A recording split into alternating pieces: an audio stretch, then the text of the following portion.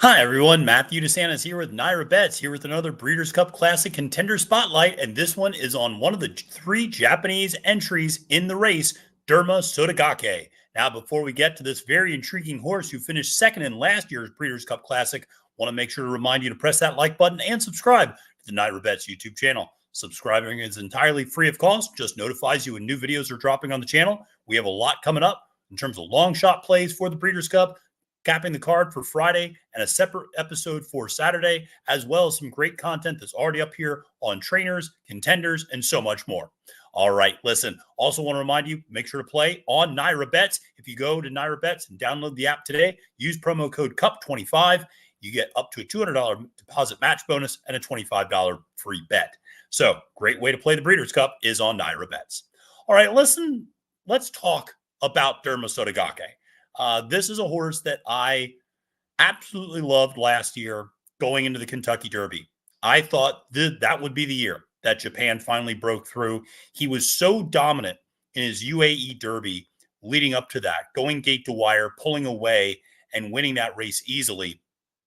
And he ended up running, I thought, a pretty decent race in the Kentucky Derby, all things considered. He had a little bit of an issue at the start of that race. He almost unseated his jockey, Christophe Lemaire, and wasn't able to, really kind of get going until late. Ended up finishing sixth that day. But he's an intriguing horse, and he's intriguing because we know he can run well going a mile and a quarter on the West Coast because he did it last year, finishing second to White Barrio.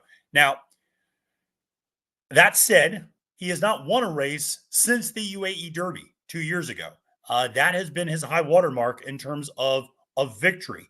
And Hidetaki Otonashi is the trainer. You have the superstar international jockey Christophe Lemaire aboard. I think that always speaks to me, at least, of the talent that Derma has, because Lemaire wouldn't stick on a horse if he didn't think this horse had a lot of talent. And Lemaire, again, is one of the best jockeys in the world and loves riding Derma. He's an interesting horse, sired by Mind Your Biscuits, one of the greats. Love Mind Your Biscuits up here in New York, obviously. And I just think he's a horse that could be sitting on a better effort than you might think. And he's going to be a big price because Forever Young is going to take a lot more of the money in terms of the Japanese hopeful. I think Ushba Tesoro certainly looked better in that final prep race that they used before they came over here for the Breeders' Cup. But like I said, his high watermark was finishing first in that UAE Derby 2 years ago.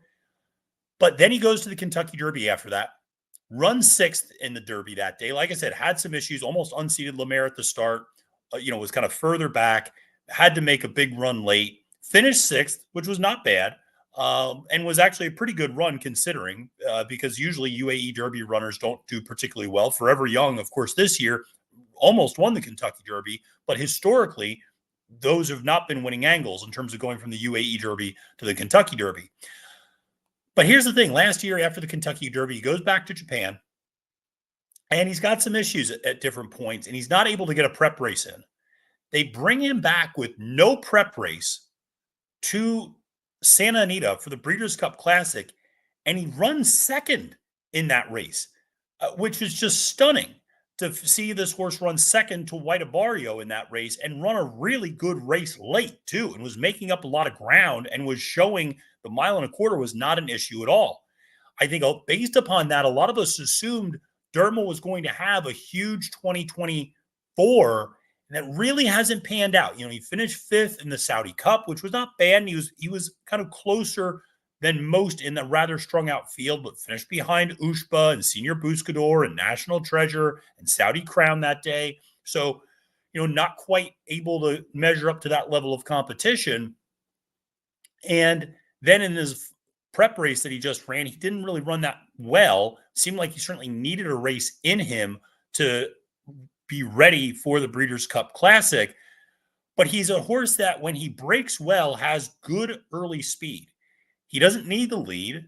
And if you go back and watch some of his early races in Japan, going back to when he was 2 and 3 years old, he often won tracking the pace. So he's not a horse that needs the lead, although that is how he won the UAE Derby. And I think because of that, people naturally assumed he would need to have the lead in races. He doesn't need the lead. He can track the pace. And certainly coming from off the pace, he showed he was more than capable of that last year in the Breeders' Cup Classic. But like I said, he's a horse that, just hasn't broken through since that race. Now, 20-1 on the morning line, draws the number 6 post, and has Lemaire up on the mount. You see over the last couple of years, runs third in the Saudi Derby. I thought ran a really good third and was clearly going to benefit from more distance. Goes to Maidan, absolutely dominates the UAE Derby, winning by over 5 lengths. Comes to the Kentucky Derby, like I said, runs 6th that day, but comes back to run 2nd in the Breeders' Cup Classic. And we have that finish here. And I want to show you this because it also shows Ushba Tesoro in the same race. And we're picking it up around the turn. And Derma is sitting in about 4th place right now. He's got the teal and yellow silks. And you think White Barrio's getting away. And all of a sudden you see kind of Ushba on the outside making a little bit of a run. And you figure Ushba's the horse that's going to make the run. Well, no, it's actually Derma. Derma's the horse that really digs in and now starts making up ground on White Barrio, coming for home and getting close to the wire. And Ushba kind of levels out, but Derma finishes back by a length, finishes really strong in that race, and was, maybe his most impressive effort, earned a 105 buyer speed figure, finishing behind White Barrio that day. And like I said, there was a lot of anticipation when he came back to run in the Saudi Cup. Disappointed there, disappointed even more in the Dubai World Cup, finishing 6th. That was kind of a bizarre day in its own right because Christophe Lemaire, the jockey, was unseated earlier in that day's card on the Dubai World Cup undercard. And as a result, they had to get a last-second jockey change to Oisin Murphy, who's a very good jockey, but had never been on the horse before. And Derma, so this is something that I'll just say, and I know I'm excuse-making for Derma, and people who have watched my content for years know that I'm in the bag for this horse. I like this horse a lot. It doesn't mean I bet the horse all the time. I just like him a lot. He does seem to be a hard luck horse in that he just runs into bad luck. So the Kentucky Derby, like I said, kind of almost unseats Lemaire coming out of the gate and has all these issues, still ends up running 6th. In the Saudi Cup, before he gets there, he gets in a fight with another horse on the flight over from Japan and has a huge cut above his eye. And he also has like a laceration on his eye. They end up running the horse anyway. Okay. Dubai World Cup, you have Lemaire getting unseated. So his normal jockey's not aboard. He is a quirky horse. He's not the easiest horse to deal with sometimes. And then he goes to the bench again, for a prolonged stretch from March until September, comes back in the Nippon TV High. And I want to highlight this race going 1 1/8 because turning for home, he's kind of sitting 3rd, and you'll see him really just flatten out and start to fade. And you'll see Ushba Tesoro ultimately is the horse that comes from the back of the pack to finish 2nd to William Barrows, who's your gate-to-wire winner. But you see Derma on the inside there, fading back, kind of starting in the reel in 3rd place and then kind of going back to 5th there at the end. Ultimately, like I said, it's Ushba who makes up a lot of ground, finishes 2nd that day. Derma kind of flattens out. Like I said, there he is crossing the wire 5th. But looked to me like he clearly needed a race. He was up on the pace that day. I think probably needed a little bit more conditioning. And like I said, needed to get that race in him before coming over here to the Breeders' Cup Classic in Del Mar. Now, he's never run at Del Mar before, so this will be a new experience. But, like I said, he handled Santa Anita just fine last year. Like I said, he does seem to be a horse that he has a lot of bad luck at times. In terms of even some of the injuries that he sustained in between races where it's just like, oh, he was supposed to point to this. Well, but there's a setback. And so it's just, he's a horse that has issues like that. He's a quirky horse, as I mentioned. He can be a difficult horse to handle. One of the things that is interesting, blinkers are coming on. That is an interesting move because this is a horse that maybe would benefit from more focus. Just because of knowing a little bit about his personality, knowing a little bit about his running style, getting him to focus a little bit more and be more forward and stay out of trouble. Stop being your own worst enemy in a lot of races, I think might be a good thing. Might also help him concentrate coming down the stretch, might help him pass a little bit more than he has recently. Like I said, you go back and watch those races at 2 and 3, he was able to pass horses. Now it's not as much. It's not quite as prevalent. You don't see it happen quite as often. I'm not saying he's turning into a one-paced horse, but you're not seeing him make that move the way that he did in the past. Maybe the blinkers help with that. Listen, he's going to be a big price, 20-1. He's going to be their biggest price out of the three Japanese. I actually think he's got the second best chance of winning. I think Forever Young's got the best chance out of the three Japanese, obviously. I think Derma's got a better chance than Ushba, and I say that only because of their running style. Ushba is a deep closer. It's the same reason I'm not interested in Senior Buscador. I mean, admittedly, there are a few reasons I'm not interested in Senior Buscador, but I just think that closing running style is going to be a challenge at Del Mar because I don't project a particularly nuclear pace. I think there's going to be a strong pace. I think there could be a pace very similar to what we saw last year in the Breeders' Cup, where they went 110 and changed to the 6 furlong. But if you remember that out at Santa Anita, the horses that won were all right there close to the pace.